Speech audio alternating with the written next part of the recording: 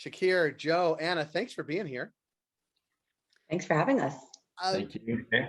As we've talked about sort of in the lead in, banking is something that many cannabis retailers lose some sleep over, certainly in early days. And that's what we're going to try to address today, if that's okay. As we heard, as I said in the introduction, in addition to your experience working in the cannabis sector, each of you has extensive experience in other industries outside of cannabis. The first question is, how different is what you do for cannabis retailers from what you do for other retailers in other sectors? And Anna, we're going to start with you. Yeah. So Brinks has been around for many, many years. We've managed cash in retail for all that time. So for us, it's very much the same. We applied all the experience that we had in our previous industries, in our existing industries, but what occurred before cannabis, and applied it very quickly upon legalization in cannabis. And then the benefit of our experience in environments with high risk and high cash volumes was how quickly we were able to adapt to the cannabis market. And so for us, the solution is plug and play across the board. And that's why it worked very quickly with the cannabis legalization. That is refreshing to hear. Shakir, over to you. Not so much the same, Jay, as the experience that Anna had. I mean, look, cannabis retail is quite interesting, as you're aware. I was in payments for over a decade with a very large payments provider before coming into the cannabis space, and I think the interesting difference is all the regulatory hurdles that a merchant has to go through to get their merchant account, and making sure that that process is easy and seamless, and trying to get to a point where we could, get merchants boarded, because payments really was an afterthought to some extent, right? Is get the space, get the POS, get the inventory, and then it's like, oh, wait a minute, I got to take cash or payments or some kind, and everybody would scramble trying to figure out what they needed to do. But we've obviously seen a lot of improvements over time. In terms of just strictly payment processing, is it different? It's really not. The payments are the payments. The way that they're handled and the way the transactions occur is identical. It's just a setup that's very different. Yeah. Joe, so we've heard Anna saying very little, Shakir saying a lot different. And where do you come from the Alterna perspective? I'm probably in the middle. Alterna has been around for about 113 years. And I mean, at the end of the day, we pretty much use the same computers to onboard accounts. The difference being is that the cannabis world is very highly regulated, high risk, and therefore there is a ample amount of additional paperwork that goes behind it, due diligence, financial statements, capital injection, that kind of stuff. So the aim here is to ensure that we provide enough room for the prospect to navigate so that they become successful as opposed to not being successful. The payment process, the cash management piece, I guess, is pretty similar. Again, the difference being it's very highly regulated industry, and therefore we've got to be more stringent on rules and regulations, and to ensure that it's the right fit with us. Yeah. Joe, I want to stay with you. So we've obviously talked about some of the similarities and some of the differences. And we've also seen this huge influx, certainly on the retail side, with just many, many more retailers coming online, certainly in Ontario over the past year. Are retailers and is the process becoming easier to navigate for these retailers, or is it everybody has the uniqueness that makes it challenging for them? I'm not sure if easier is the right word to use. I like the other one better, where everyone has their own unique challenges and pieces and discussions to discuss with. Sorry. However, we were new to this industry, like I'm sure the rest of our audience here, and so therefore it's been a journey for us. We started way back in 2016 when one of the larger LPs came to us and asked us for assistance, as a result of the larger financial institutions not getting into the business because of their affiliations down in the United States.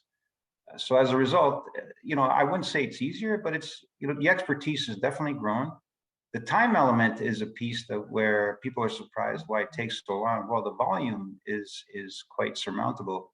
And as a result, if something took 3 to 4 weeks, now it's taking more like 5 and 6 weeks. So that's the one area I'd like to say, we do apologize, but again, it's the volume that is taking over us. Mm-hmm. Shakir, thinking about the last year, is everything still unique? Everything is its unique case, or are there sort of things getting easier for these retailers? Well, I don't know that there's so much unique anymore, Jay. I think it's the process is pretty much identical to when we started. I think what has changed is the locations that are opening up, a lot of them, if they're brand new, then of course we've got to walk them through every single step. If they're, a retailer opening up a new door, if you will, that process, they already sort of have a way of how they handle it, how to manage it. They know what documents are required, what pieces of information we'll need, what forms need to be signed. So the process is easier from that standpoint in the sense that there's familiarity with how to do it. What do I need to do? How much time should I allocate to ensure that I have my merchant account ready so that I can start processing on the day my store's open? So that's sort of improved. And I think, depending on the province that you're looking at, you're also seeing things like, hey, you know what, while I'm getting my retail account, I might as well get my e-commerce account set up so I can take click and collect and manage delivery and so on and so forth. So retailers have become better equipped to handle the process because they've been through it before, and or they have someone on their team that has been through it, and that makes it a lot easier. Yeah. Anna, what about for you? Are you finding that things are more streamlined, or because it's not that different from everything else you do, it's a little bit easier anyway? Yeah, I would say, to add on to what Shakir just said, with organizations like yourselves, like Business of Cannabis, I think retailers are learning a lot more. They're leveraging best practices. They know a lot more than what they did, right up after legalization.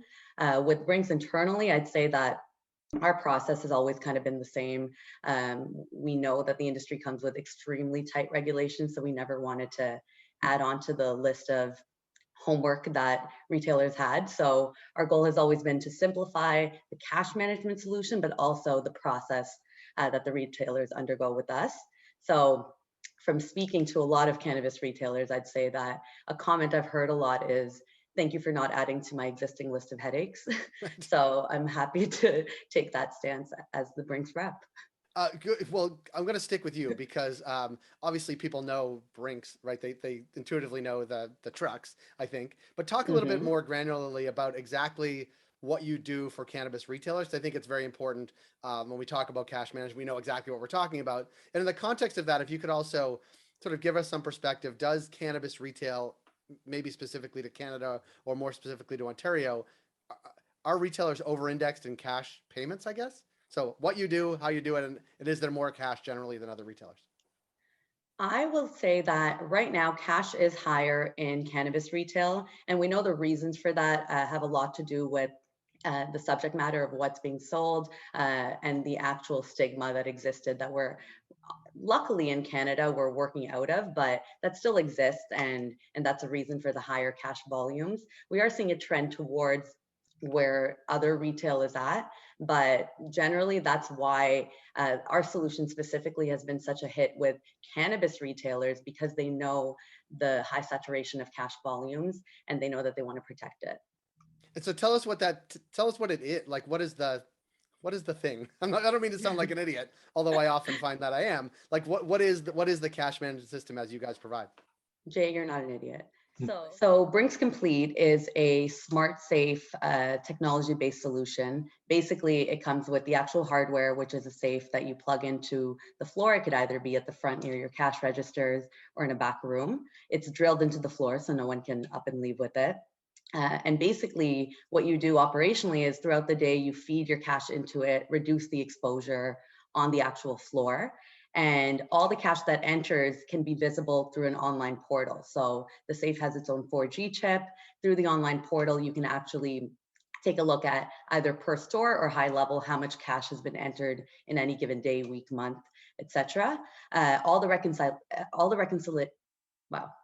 the reconciliations can be done daily, so your accounting team no longer needs to wait for the cash to actually physically make it to the bank, even though it's sitting on your floor. We do a daily deposit into your bank account next day, and the full liability is covered by Brink. So operationally, it's made a huge difference because now employees no longer need to go to the bank for any of those cash related activities. It's all kind of centralized to the safe, and you can even do an additional service of us delivering coin to you. So you're really eliminating those, what we call, or what retailers have told me are called sunshine runs, activities that employees like to do and to leave the store. So that's kind of what the solution offers. Okay, that's helpful. I mean, I thank you for saying I'm not an idiot. I really appreciate that. And I didn't mean to sound like an idiot asking the question, but I think it's important for retailers to understand, especially those that are not open yet or thinking about sort of having this tech in their store, that they understand. Shakir, I want to go to you because from previous conversations that I've had with you and the Merrco team, we know that Merrco prides itself on being sort of cannabis industry only. How does that focus provide value to cannabis retailers? And is it that you understand the regulatory environment? Is that you understand the tech stack, or is it all of those things plus the urgency to get up and running? Like, what do you think the value add is to consumer retailers for the Merrco relationships? Yeah, I think Jay, you touched on it, and it's a little bit of all of those. So the first and foremost is, being focused on cannabis. We understand the regulatory compliance. We know what the banks are looking for in terms of approvals. We know what documents are needed, and we're able to navigate through those and help our merchants navigate through those. So that's really important because it makes it easy for them to get up and running, which is important. They've got too many other things to worry about, and trying to get a merchant account shouldn't be a worry. The second item I would say is tech stack. As you know, we've been in the cannabis space right before retail legalization. We were working with LPs in the direct to patient market first. So with that, we've really been focused on tech. What is coming out? What is new? What is going to help a retailer? How do we make sure that it is integrated into our solution so that the retailer doesn't have to have all of these thoughts in their head about, oh, I want to use this technology to run my click and collect, for example. Are they integrated with my payment provider or not? So that's super helpful. I mean, we were the first to bring Super Anytime to Ontario, first to bring Dutchie to Ontario, well, across Canada. We were the first integration with Cova, integrated with Greenline point of sale, integrated with Tech POS, integrated with Global Till, and the list goes on and on. So part of what my team and I are always looking at is what is the tech that our retailers are looking for or will be looking for in the future? How do we make sure they're integrated into our payments so it's very easy for the retailer to be able to utilize that solution? And we look for best of breed, right? So we've got an integration, as I mentioned, to Dutchie, but there's also integrations to iHeart Jane, Leafly, Weed Maps, et cetera, et cetera. So we're trying to provide the cannabis retailer with as many choices in cannabis tech that is integrated to our platform, which doesn't require them to go and start their process to get a new payments provider again. Yeah, it's that sort of ecosystem of folks you work with and integrate Correct. with that. That's a real value add, obviously, and your expertise, and that you're good people and fun to work, and good to work with. I think that's part of it too. Joe, I want to think about you because we're talking a lot about sort of ease of access, right? Ease of working with retailers, and you and Alterna has been working has the longest history of working with cannabis companies, certainly here in Canada. First with the producers and now with companies really throughout the supply chain. What's some advice that you have for cannabis retailers specifically as they prepare to access banking services from Alterna? It's a bit of a follow-on question of we chatted with you on BFC Live last week, but talk a little bit about sort of what your advice would be to these retailers as they make that first call to Joe. Well, firstly, Jay, you're not an idiot. Thank you. At least we have that covered. I wanted to echo Anna's comment. You're not. So, the advice that I can provide retail cannabis audience out there is the fact that they need to treat this just like any other business when it comes to planning and managing. So first of all, I would say, do you have the right people that are going to be working with you, behind you, for you? Do you have the knowledge of retail?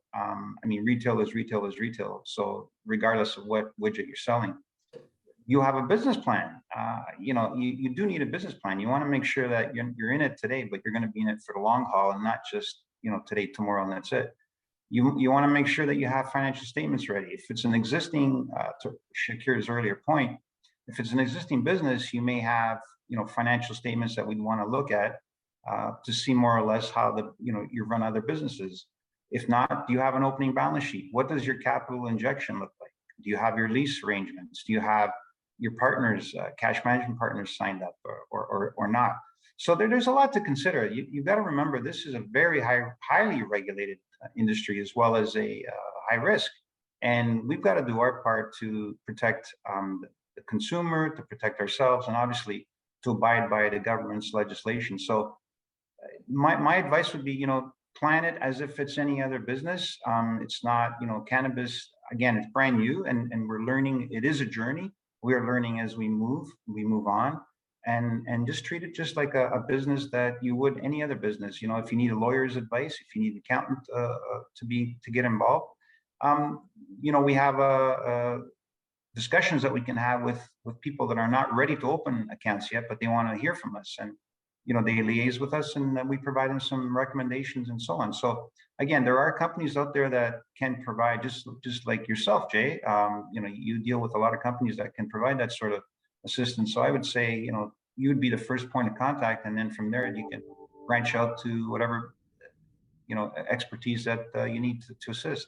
Well, now that we know that I'm not an idiot, you can call me, and we'll get you to the right folks. I want to sort of do around the horn again, because I think we talked about sort of the historical view. We talked about where we are today and sort of the changing landscape. Is it getting easier? Is it getting harder? But I want to sort of pick your brains collectively as sort of experts in what's happening here to look ahead. Right? What should cannabis retailers be thinking about in an ongoing way and looking forward as it relates to banking, to payments, to cash management? Are there challenges that you've seen either others in the cannabis sector or other sectors face that they should or could ready themselves for as a very competitive market sort of opens up? And Shakir, I want to start with you on that question. What should they be readying themselves for? I think, Jay, there's quite a lot of things that they have to be ready for on an ongoing basis, as you know, right? I think they should start really readying themselves for technology changes and new players and new entrants coming into the technology space, and looking at how these will help their business. I think as we move forward, we may start to see marketing open up a little bit more for the retailers. Maybe they'll be allowed to do more than they are today, which is not very much at all. So that'll be helpful. And as the regulations start to change and we start to see things like consumption lounges potentially becoming something that can happen, really just getting into the groove of what technology can I use that will make it easier for me to run my business successfully. I think that's super important. I think the amount of competition that they're going to face, whether it's discount brands or things along those lines, they need to be prepared for. And really, to do all of that, it's optimize your technology and make sure that your providers can work with the technology stacks that you're picking, and they work with them well, right? It's very easy to pick a provider that might have one tech stack only, but what happens if that tech stack isn't suitable for your business in a year or 6 months? Or what if you grow too fast and you want something different? You don't want to have to pull out and change out of multiple different providers. You want to stick with a provider that can offer you the broadest suite of products. Yeah. Joe, I want to go to you. Same question. Like, how should these retailers be readying themselves for the changes that are coming? Well, I think if they start up with a really good business plan, that should all incorporate pretty much what Shakir just stated. I mean, not to the extent that he's referred to, because obviously high tech is tech, but they should be ready for the opening of the floodgates, I call it, when the U.S. finally says, hey, it's time. They should be ready for that. They should also take into consideration making sure that they're lined up with appropriate partners, that it's a long-term deal, and it's not like, sure, we'll try them out and then we'll see what happens. It's just like any other business. I mean, look at what's happening in the car market. We've got 2 or 3 new car designers coming up with electrical cars. So that's competition in itself. So I would still say, I go back to my earlier answer to your question, that is, have a very good business plan put together and seek professional assistance, not just something that, you know, it's put together and it's not going to be long term. I would say, you know, spend the money, seek long term assistance, and take it from there. I like it. Anna, what about you? How should these retailers tuning in today, or maybe ones that come after them, thinking about sort of readying themselves for the future? Yeah, I think the greatest advice I can give based on our experience in the market is to be realistic.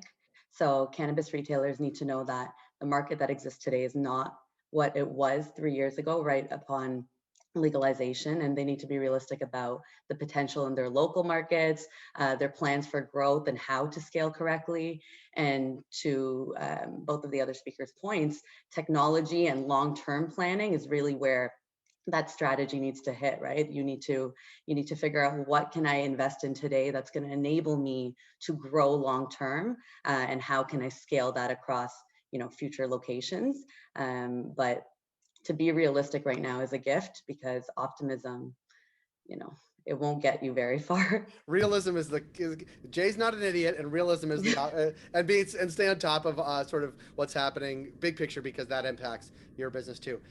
Joe, Shakir, and Anna, I really want to thank you for your expertise in this panel, and also we're going to be heading over to the breakout rooms, so people can sort of ask questions, go face to face, connect with you, and also everybody tuning in today, we're going to send out an email tomorrow with how to get in touch with these fine folks if you have further questions. So look for that as well. Joe, Shakir, and Anna, thanks for being here. Thank you so much, Jay. Bye, guys. Thank you.